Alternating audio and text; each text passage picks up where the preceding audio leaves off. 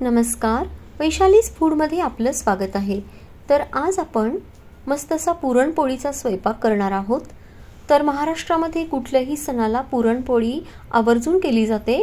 तसेच सगळ्यांचा आवडता परिपूर्ण स्वयंपाक म्हणून सुद्धा पुरणपोळीचा स्वयंपाक केला जातो। तर ही पुरणपोळी तुम्ही कटाच्या आमटी सोबत किंवा दूध आणि तूप यासोबत किंवा आमरस सोबत सुद्धा अप्रतिम लागते। तर रेसिपीला सुरुवात करूया। तर इथे मी 3 वाट्या डाळीची पुरणपोळी करतेय। तर माझी कुकरची भांडी छोटी असल्यामुळे प्रत्येक कुकरच्या भांड्यात 1.5 वाटी डाळ मी कुकरला लावून घेणार आहे। तर डाळ मी भिजत घातलेली नाही, तर फक्त स्वच्छ धुवून ही मी कुकरला लावून घेणार आहे। आता डाळ धुवून झाली आहे, त्याच्यामध्ये आवश्यक तेवढं पाणी घालायचं आणि ही डाळ आपण कुकरला लावून घेऊयात। तर आता कुकरमध्ये सुद्धा खाली आपण पाणी घातलंय आणि आता ही डाळ आपण 3 शिट्ट्या देऊन घेणार आहोत। तर माझी डाळ 80 ते 90% 3 शिट्ट्यांमध्ये शिजते। तुमच्या डाळ कशी शिजते त्याच्यावर तुम्ही कुकरच्या शिट्ट्या ठरवू शकता, पण आपल्याला 80 ते 90%च डाळ शिजवून घ्यायची आहे। जास्त गाळ डाळ मी शिजवणार नाही आहे। तर आता आपला कुकर झालाय, डाळ सुद्धा आपली शिजली आहे, अगदी गाळ नाही पण डाळ शिजली आहे। तर आता ही डाळ आपण एका मोठ्या पातेल्यामध्ये काढून घेऊयात आणि आता याच्यामध्ये थोडीशी हळद घालणार आहे मी, गरम पाणी घालणार आहे। भरपूर गरम पाणी मी याच्यामध्ये घातलेलं आहे, कारण डाळीसाठी जे येळवणी म्हणतात ते आपण काढणार आहोत। म्हणजे हे डाळ शिजवून घ्यायची 10 ते 15 मिनिटं छान, आणि त्याचं पाणी आपण जे कटाच्या आमटीसाठी वापरतो त्यामुळेच कटाची आमटी चविष्ट बनते। त्यासाठी आपण 15 ते 20 मिनिटं मी अशी खाली भांड्यामध्ये डाळ शिजवून घेणार आहे, त्यामुळेच आमटी खूप छान टेस्टी होते। तर तोपर्यंत आपण कणिक मळून घेऊया। तर या गव्हाच्या पिठामध्ये मी थोडीशी हळद, मीठ आणि थोडंसं तेल घालून छान मिक्स केलं आणि आता हे पाणी घालून आपण छान मऊसूद अशी कणिक आपल्याला मळून घ्यायची आहे।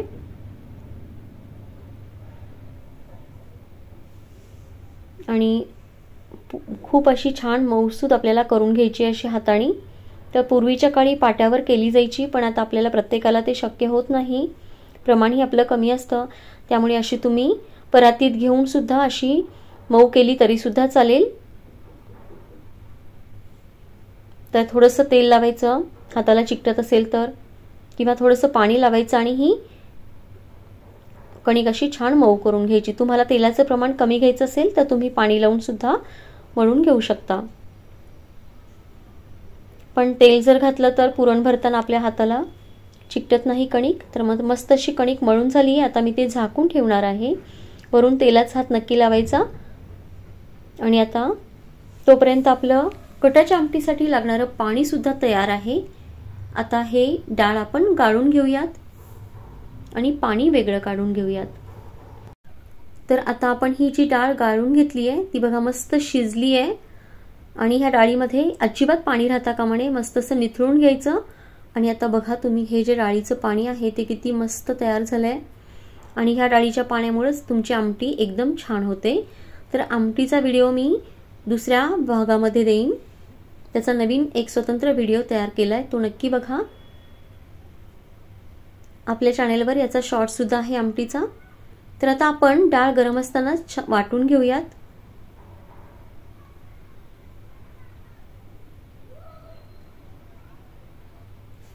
गरम असतानाच वाटून घेणार आहोत, आणि आपण गूळ घालायच्या आधीच डाळ वाटून घेतली आहे, त्यामुळे ती पटकन बारीक होते।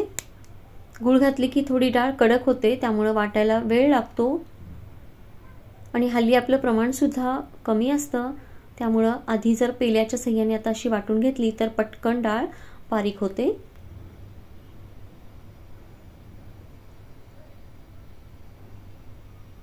थोडं थोडं पुरण घेऊन तुम्ही अशी छान वाटून घेऊ शकता। बघा मस्त असं पुरण वाटलं जातं। आता मी सगळं पुरण असं वाटून घेतलेलं आहे।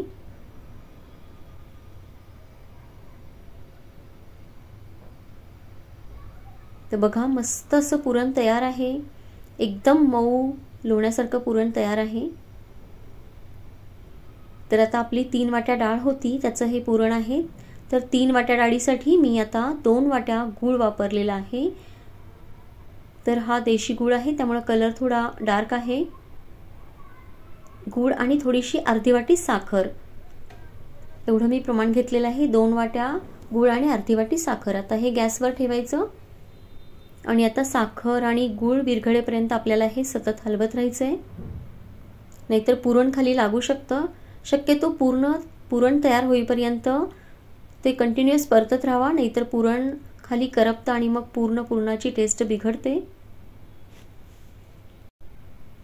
सो जसजशी साखर किंवा गूळ विरघळेल तसतसं पुरण आपलं पातळ होत जाईल, पण अजिबात घाबरू नका, ते पुन्हा घट्ट होईपर्यंत आपल्याला परतत राहायचंय। तर आता हळूहळू आपलं पुरण पातळ व्हायला लागलंय। अजूनही काही गुळाचे खडे तसेच आहेत, त्यामुळे याच्यापेक्षा थोडं आणखी पुरण आपलं पातळ होईल।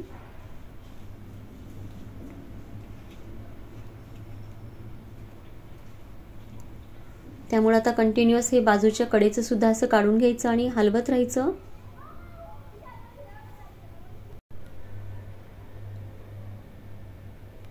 तर आपलं पुरण आता घट्ट पण व्हायला लागलेलं आहे।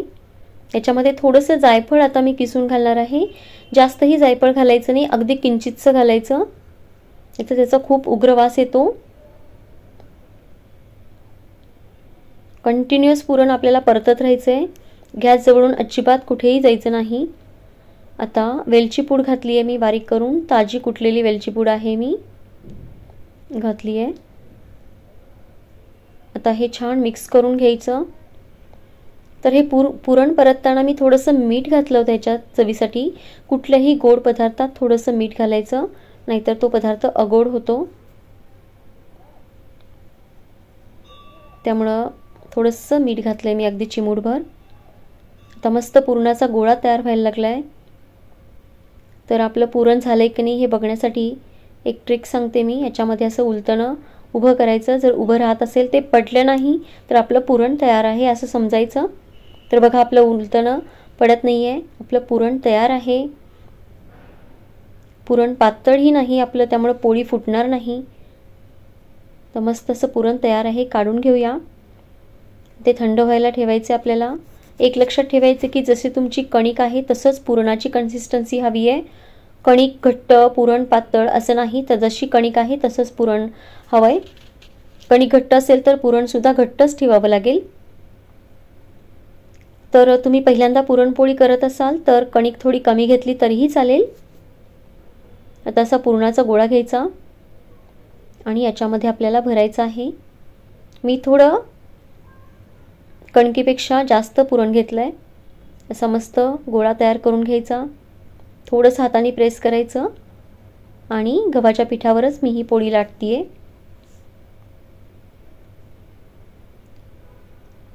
तर मस्त अशी हलक्या हाताने लाटून घ्यायची, जास्त प्रेस करायचं नाही।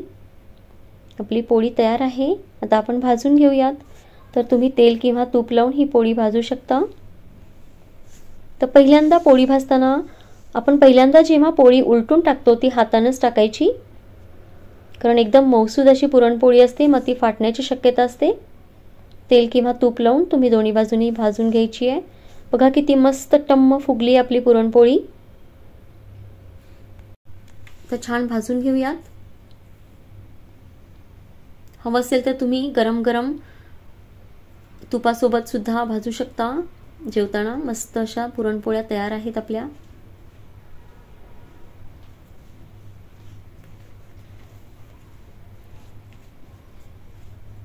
तर दुसरी पण एक मी भाजून दाखवते।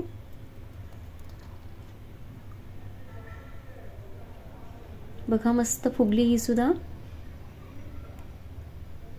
तर अशाच पद्धतीने पुरणपोळ्या मी सगळ्या करून घेणार आहे। तर रेसिपी आवडली असेल तर तुम्ही माझ्या चॅनेलला जरूर सबस्क्राइब करा। पुन्हा भेटूया नवीन रेसिपी सोबत। धन्यवाद।